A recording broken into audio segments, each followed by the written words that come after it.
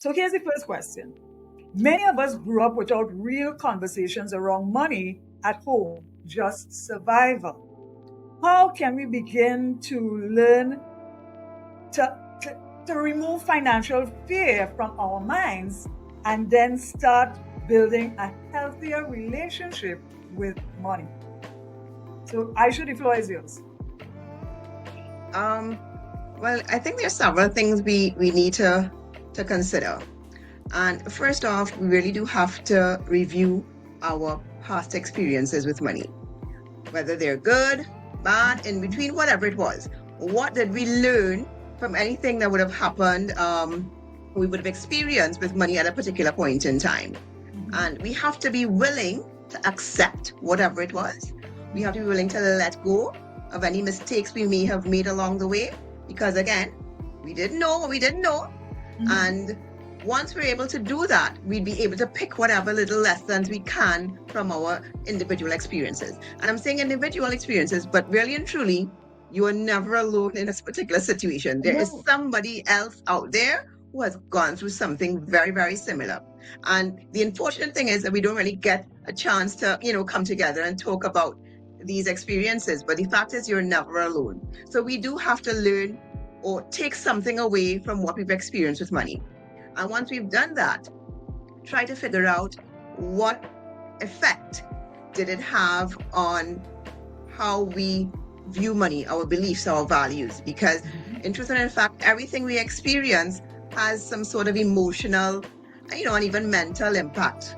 And we have to be in a position to manage those feelings and those emotions. And the only way we can do that is if we take a step back and really begin to examine how our mind works around money and try to figure out how we can avoid repeating some of those behaviors and habits that we've grown accustomed to, because in truth and in fact, they may not really be working in our favor. And if we do want to make a step forward, we do have to know how to manage these things going into the future. So that's one thing.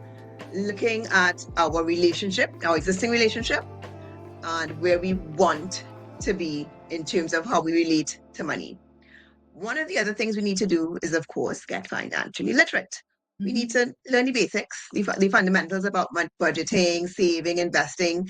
These are things that are going to help us once we're able to learn how our behaviors are impacted by our experiences. So financial literacy really is about not just the knowledge, which is really the education comes in, the financial education, but it's also about the behaviors and the skills that we develop to help us become better money managers, right? And then once we've done that, we've married the two, as it were, right? We just start wherever we are.